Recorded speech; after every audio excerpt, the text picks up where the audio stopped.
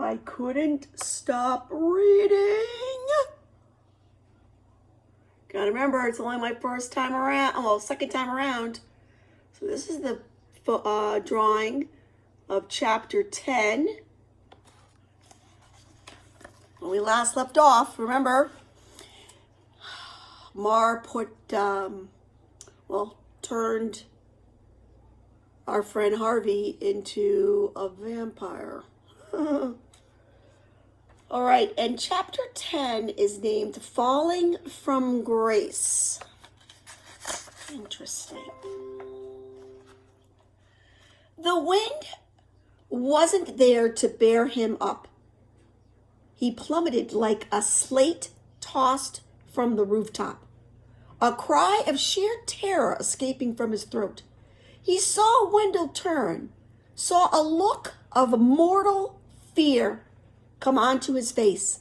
Then the wind came out of nowhere, cold and strong, and just as his legs brushed the bushes, he felt himself lifted up and up toward the sky. His cry became a whoop, his terror joy. The moon was larger than he'd ever seen it, and it was vast, white-faced, filled his sight, like the face of his mother bending to kiss him good night. I guess he's enjoying himself. Poor Wendell. Except that he needed no sleep tonight, nor a mother to wish him sweet dreams. This was better than any dream, flying with the wind in his wings and the world shuddering below in fear of his shadow. He looked at Wendell again and saw him fleeing for the safety of the house. No, you don't, he thought, and turning his wings like leathery sails, he swooped down on his prey. A blood-curdling shriek filled his ears, and for a moment he thought it was the wind. Then he realized it was his own throat that was uttering this inhuman sound, and the shriek became laughter, wild, lunatic laughter. Someone, ha ha ha ha ha. Well, I don't know if it was that, but close. Don't! Please don't! Wendell was sobbing as he ran. Somebody help me! Somebody help me! Harvey knew he'd already had his revenge. Wendell was frightened out of his wits, but it was too much fun to stop now. He liked the feel of the wind beneath him and the cold moon on his back. He liked the sharpness of his eyes and the strength of his claws, but most of all, he liked the fear he was causing. Liked the look on Wendell's upturned face and the sound of panic in his chest. The wind was carrying him down into the thicket, and as he landed, Wendell dropped to his knees, begging for mercy. Don't kill me! Please, please, I beg you, don't kill me. Harvey had seen and heard enough. He had had his revenge. It was time to put an end to this game before the fun had soured. This is a good sign. Harvey has a heart.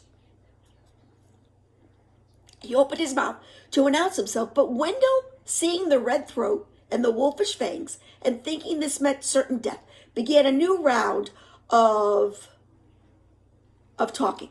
This time, however, he wasn't just simply begging. I'm too fat to eat, he said, but there's another kid around here, somewhere. Harvey growled at this. There is, Wendell said, I swear, and there's more meat on him than there is on me. Listen to the child, said a voice in the bushes at Harvey's side. He glanced around. There was Jive, his wiry form barely visible amongst the barbs. He'd see you dead, young Harvey. Wendell heard none of this. He was still advertising the ability to eat his friend, hoisting up his shirt and shaking his blubbery belly to prove how he wouldn't taste very good. You don't want me, he sobbed. Take Harvey, take Harvey. Bite him, said Jive. Go on, drink a little of his blood. Why not? That fat's no good. The blood is hot. The blood is tasty.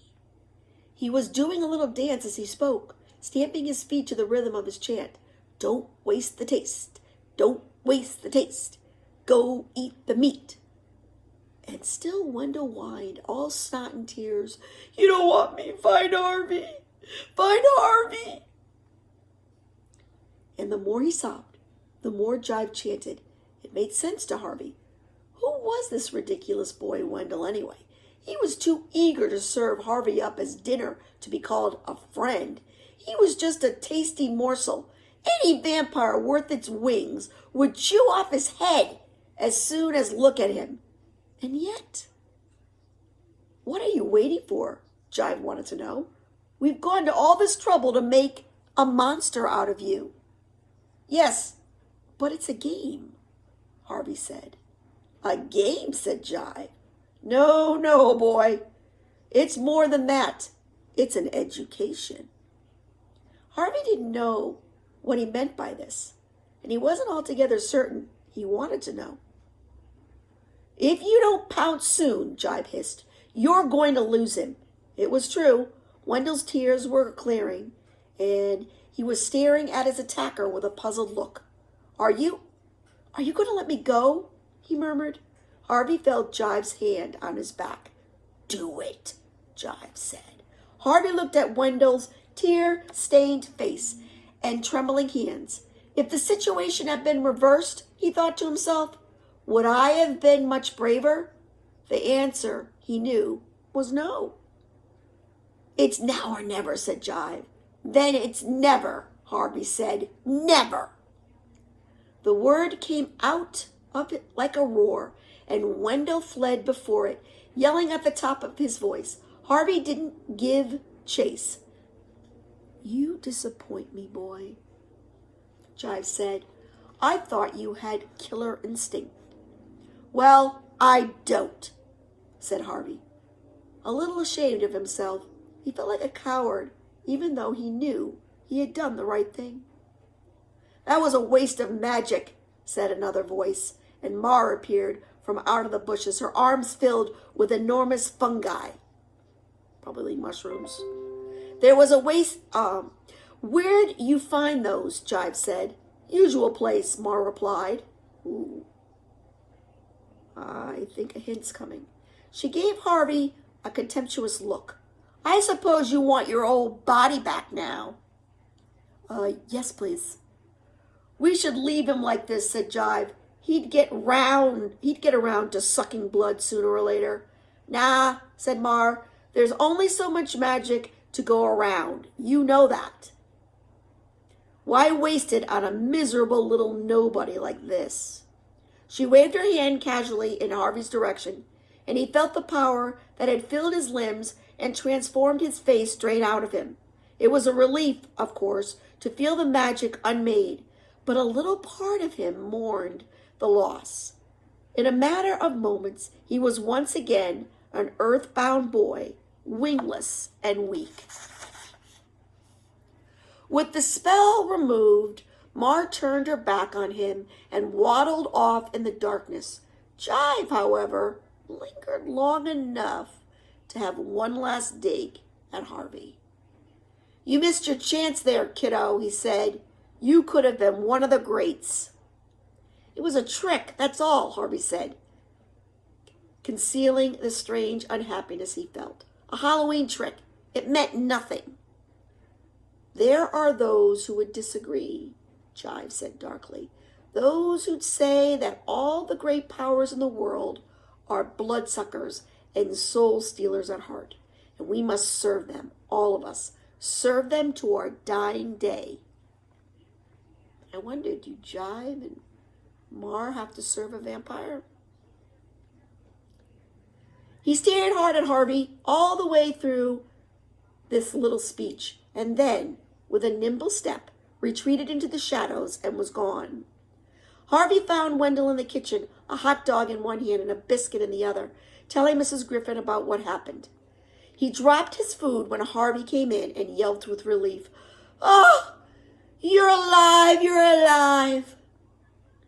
Of course I'm alive, said Harvey. Why wouldn't I be? There was something out there, a terrible beast. It almost ate me. I thought maybe it had eaten you.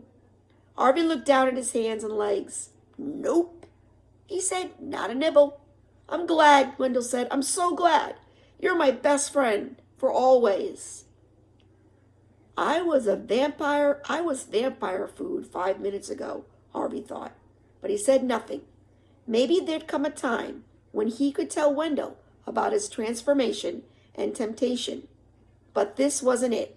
He simply said, I'm hungry, and sat down at the table beside his fair-weather friend to put something sweeter than blood in his belly.